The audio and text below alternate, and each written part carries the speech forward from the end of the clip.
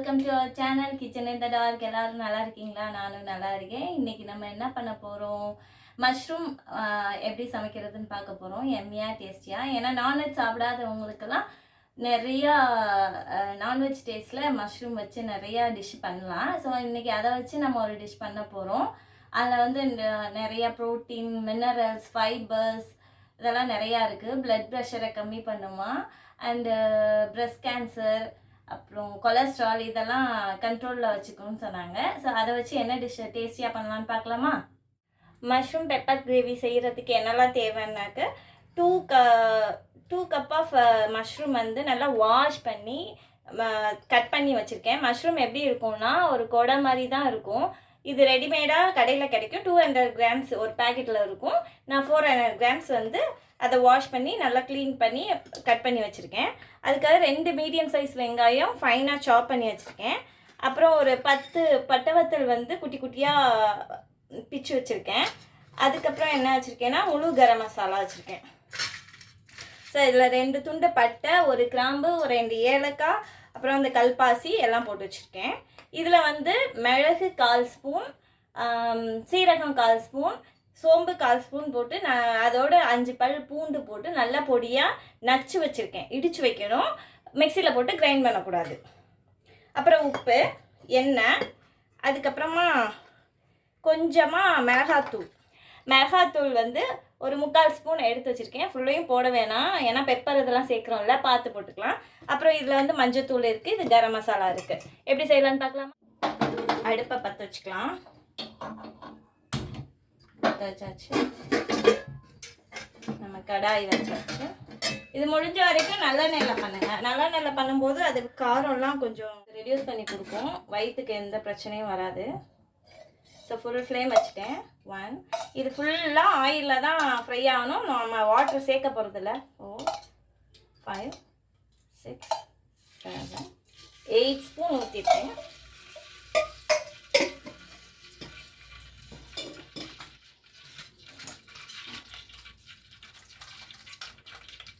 நல்லா oil heat ஆயிடுச்சு.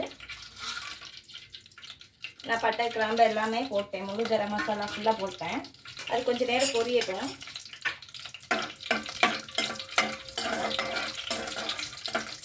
லைட்டாக வாட்டர் பட்டு வச்சு நான் இப்போ ஃபுல் ஃப்ளேம் தான் வச்சுருக்கேன்.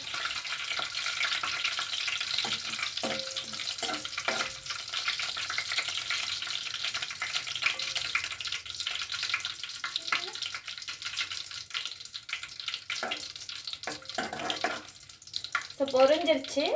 நான் காஞ்ச மிளகா ஃபுல்லாக கொட்டிக்கிறேன்.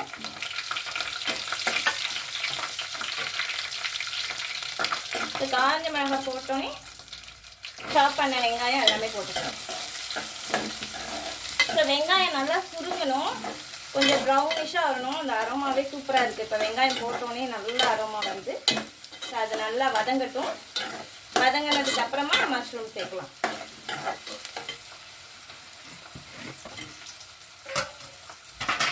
இது நல்லா வதங்கிடுச்சு, நல்லா வதங்கி சுருங்கிடுச்சு வெங்காயம். இல்லை நீங்கள் சின்ன வெங்காயம் சேர்த்துக்கிட்டிங்கன்னா இன்னும் டேஸ்ட்டாகவே இருக்கும். என்கிட்ட இன்றைக்கி இல்லை, அதனால நான் பெரிய வெங்காயம் 2 மீடியம் சைஸ் போட்டிருக்கேன். இப்போ நான் வந்து மஷ்ரூம் ஃபுல்லாக கொட்டிக்கிறேன். மஷ்ரூம் வந்து நல்லா வாட்டர் கண்டென்ட் கொடுக்கும். பார்க்குறதுக்கு தான் நிறையா இருக்கும், ஆனால் நம்ம வதங்கிடுச்சுன்னா அப்படியே கம்மியாயிடும்.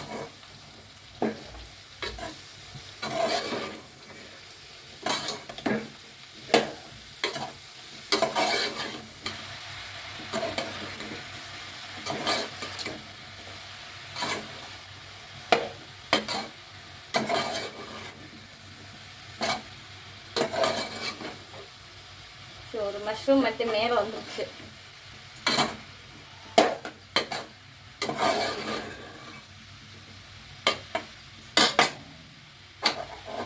கொஞ்ச நேரம் இது வேகட்டும். இது கூட இப்போ நான் மஞ்சத்தூள் கொஞ்சம் போட்டுக்கிறேன். சரி, இது நீங்கள் செய்யும்போது மஷ்ரூம் நான்வெஜ் செய்கிறவங்களா இருந்தால் சிக்கன் போட்டுக்கலாம், மட்டன் போட்டுக்கலாம். மட்டன் வந்து வேக வச்சு போட்டுக்கோங்க, சிக்கன்னா அப்படியே சேர்த்துக்கோங்க, அது ஈஸியாக குக் ஆயிரும். நாட்டுக்கோழி அந்த மாதிரி சேர்க்குறீங்கன்னா அதை கொஞ்சம் பாயில் பண்ணி போட்டுக்கோங்க. கொஞ்ச நேரம் இதை மூடி வைக்கலாம், வேகட்டும். ஒரு 2 மினிட்ஸ் வேகட்டும். மீடியம் ஃப்ளேமில் தான் வச்சுருக்கேன். ஸோ நல்லா பாயில் ஆகிட்டுருக்கு, சவுண்டு கேட்குது. எப்படி இருக்குன்னு பார்க்கலாம். ஸோ நல்லா வாட்டர் ஃபுல்லாக வெளில வந்துச்சு, குதிக்கிற சவுண்டு கேட்குதா?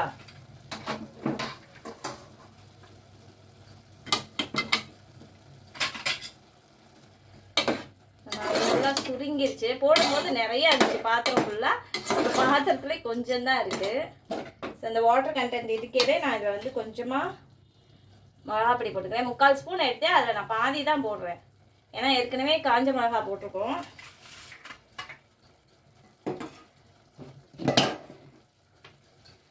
அது கூட கொஞ்சமாக கரம் மசாலா போட்டுக்கிறேன். ஸோ 1/4 ஸ்பூன், 3 விரலில் பிடிச்சி தான் போடுறேன் நான், ஸ்பூனில் எடுத்து போடல. 2 பிஞ்ச் அளவுக்கு போட்டிருக்கேன்.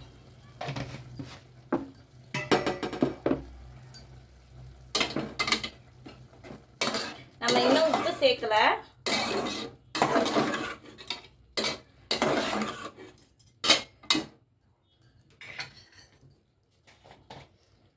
ஸோ உப்பு ஒரு 1/2 ஸ்பூன் கிட்ட போட்டாச்சு.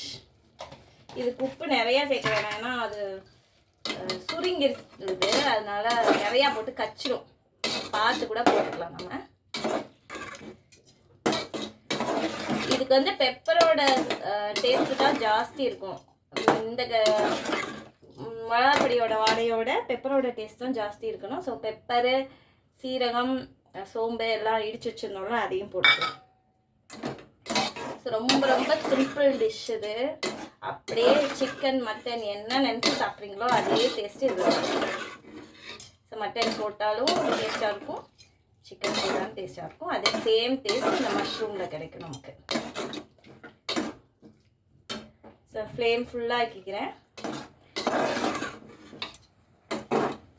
இனிமேல் நம்ம மூட வேணாம், அப்படியே பாயில் ஆகட்டும். கொஞ்சம் நேரம் பாயில் ஆனப்பறம் பார்க்கலாம். ஃப்ளேம் சிம் பண்ணிட்டேன்.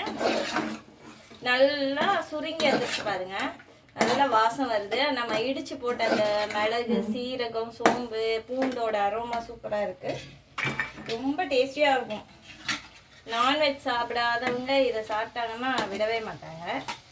இது நம்ம கிராமத்தில் வந்து பெப்பர் சிக்கன் சொல்லுவோம். நான் டேஸ்ட் பண்ணி சொல்கிறேன் எப்படி இருக்குன்னு. நல்லா சூடாக இருக்குது, நல்லா வாசம், பக்கத்தில் போயிலே நல்லா வாசம் இருக்குது.